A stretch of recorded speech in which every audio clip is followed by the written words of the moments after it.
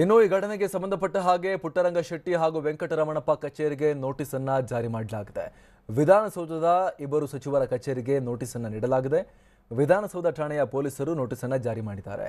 C Puttaranga Shetty ಹಿಂದುಳಿದ ವರ್ಗಗಳ ಕಲ್ಯಾಣ ಸಚಿವ, ವೆಂಕಟರಮಣಪ್ಪ ಕಾರ್ಮಿಕ ಇಲಾಖೆಯ ಸಚಿವ. ಸಚಿವರ ಕಚೇರಿಯ ಹಿರಿಯ ಸಿಬ್ಬಂದಿ ಹೆಸರಿನಲ್ಲಿ ನೋಟಿಸ್ ಅನ್ನು ಈಗ ನೀಡಲಾಗಿದೆ. ವಿಚಾರಣೆಗೆ ಹಾಜರಾಗುವಂತೆ ನೋಟಿಸ್ನಲ್ಲಿ ಉಲ್ಲೇಖ ಮಾಡಲಾಗಿದೆ. ಸಚಿವ ವೆಂಕಟರಮಣಪ್ಪ ಕಚೇರಿ ಸಿಬ್ಬಂದಿ ಜೊತೆ ಸಂಪರ್ಕವನ್ನ ನಿರಂತರವಾಗಿ ಹೊಂದಿದ್ರು ಮೋಹನ್ ಅನ್ನುವಂತಹ ವಿಚಾರ. ಹೀಗಾಗಿ ನೋಟಿಸ್ ಅನ್ನ ಈಗ ಎರಡೂ ಸಚಿವರುಗಳ ಕಚೇರಿಗಳಿಗೆ ಜಾರಿ ಮಾಡಲಾಗಿದೆ. ಮತ್ತಷ್ಟು ಮಾಹಿತಿ ನಮ್ಮ ಪ್ರತಿನಿಧಿ ಶಿವಪ್ರಸಾದ್ ನೀಡ್ತಾರೆ. ಶಿವಪ್ರಸಾದ್, ಈಗ ಇಬ್ಬರು ಸಚಿವರುಗಳ ಕಚೇರಿಗೆ ನೋಟಿಸ್ ಅನ್ನ ಜಾರಿ ಮಾಡಲಾಗಿದೆ. ಯಾಕಂದ್ರೆ ಇಲ್ಲಿ ವೆಂಕಟರಮಣಪ್ಪ ಕಚೇರಿಯೊಂದಿಗೂ ಕೂಡ ಈ ಮೋಹನ್ ನಿರಂತರವಾಗಿ ಲಿಂಕ್ ಇಟ್ಕೊಂಡಿದ್ದ, ಸಾಕಷ್ಟು ವ್ಯವಹಾರ ಇತ್ತು ಈತಂದು ಅಲ್ಲೂ ಕೂಡ ಅನ್ನುವಂತಹ ಮಾಹಿತಿ ಏನ್ ಡೀಟೇಲ್ ಸಿಗ್ತಾ ಇದೆ. ನೋಟಿಸ್ನಲ್ಲಿ ಏನು ಹೇಳಿದ್ದಾರೆ ಶಿವಪ್ರಸಾದ್? ಪ್ರಸಾದ್, ವಿಧಾನಸೌಧ ವೆಸ್ಟ್ ಗೇಟ್ ನಲ್ಲಿ ಸಿಕ್ಕಂತಹ 25,76,000 ದಾಖಲೆ ಇಲ್ಲದ ಹಣದ ಪ್ರಕರಣಕ್ಕೆ ಸಂಬಂಧಪಟ್ಟಂತೆ ಕ್ಷಣಕ್ಕೂ ಕೂಡ ಸಾಕಷ್ಟು ಕುತೂಹಲವನ್ನು ಕೇಳಿಸಿರ್ತಕ್ಕಂಥದ್ದು. ಇದು ಮತ್ತೆಲ್ಲಿಂದ ಎಲ್ಲಿಗೆ ಹೋಗುತ್ತೆ ಈ ಒಂದು ವಿಚಾರಣೆ ಇರೋದನ್ನ ಸಾಕಷ್ಟು ಕುತೂಹಲದಿಂದ ಕೇಳಿಸಿರ್ತಕ್ಕಂಥದ್ದು, ಕಾದು ನೋಡುವಂತಿರುವಂತದ್ದು. ಈಗಾಗಲೇ ವಿಧಾನಸೌಧ ಪೊಲೀಸರು ನಿನ್ನೆಯಷ್ಟೇ ಈತನನ್ನ ವಶಕ್ಕೆ ಪಡೆದಂತ ಬಳಿಕ ಆತ ಎಣಿಕೆಗೂ ಮುನ್ನ 14 ಲಕ್ಷ ಅಂತ ಹೇಳ್ತಾನೆ.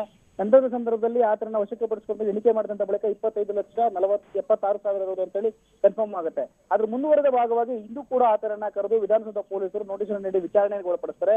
ಈ ಸಂದರ್ಭದಲ್ಲಿ ಆತ ಸಾಕಷ್ಟು ಗೊಂದಲಕರವಾಗಿ ಹೇಳಿಕೆಗಳನ್ನು ನೀಡಿರ್ತಕ್ಕಂಥದ್ದು. ಅಷ್ಟೇ ಅಲ್ಲದೆ ಈ ಒಂದು ಹಿನ್ನೆಲೆಯಲ್ಲಿ ಇದುವರೆಗೂ ಕೂಡ ಸಚಿವ ಪುಟ್ಟರಂಗ ಶೆಟ್ಟಿ ಅವರ ಕಾರ್ಯಾಲಯದಲ್ಲಿ ಈತ ಕೆಲಸ ಮಾಡ್ತಿದ್ದ, ಟೈಪಿಸ್ಟ್ ಆಗಿ ಕೆಲಸ ಮಾಡ್ತಿದ್ದ. ಈ ಹಿನ್ನೆಲೆಯಲ್ಲಿ ಆತನ ಬಳಿ ಇಷ್ಟೊಂದು ಮೊತ್ತದ ಹಣ ಪತ್ತೆಯಾಗಿದೆ ಅಂತ ಹೇಳಲಾಗ್ತಿದ್ದು. ಅಷ್ಟೇ ಅಲ್ಲದೆ ಇದು ಮುಂದುವರೆದ ಭಾಗವಾಗಿ ಈತ ಮತ್ತೋರ್ವ ಸಚಿವರಾಗಿರ್ತಕ್ಕಂಥ ಕಾರ್ಮಿಕ ಇಲಾಖೆಯ ಸಚಿವ ವೆಂಕಟರಮಣಪ್ಪರವರ ಕಚೇರಿಯ ಆಪ್ತ ಸಹಾಯಕ ಆಗಿರ್ತಕ್ಕಂಥ ಕೃಷ್ಣಮೂರ್ತಿ ಎಂಬಾತನಿಗೊಂದಿಗೂ ಕೂಡ ಸಂಪರ್ಕವನ್ನು ಹೊಂದಿದ್ದ. ಈತನೊಂದಿಗೆ ವ್ಯವಹಾರ ಇತ್ತು ಅಂತ ಹೇಳಲಾಗ್ತಿದೆ. ಈ ನಿಟ್ಟಿನಲ್ಲಿ ಅಲ್ಲಿಗೂ ಕೂಡ ಕರ್ಕೊಂಡು ಹೋಗಿರ್ತಕ್ಕಂಥ ಪೊಲೀಸರು ಈಗಾಗಲೇ ಮಹಜರ ಪ್ರಕ್ರಿಯೆಯನ್ನು ಕೂಡ ಮುಗಿಸಿದ್ದಾರೆ.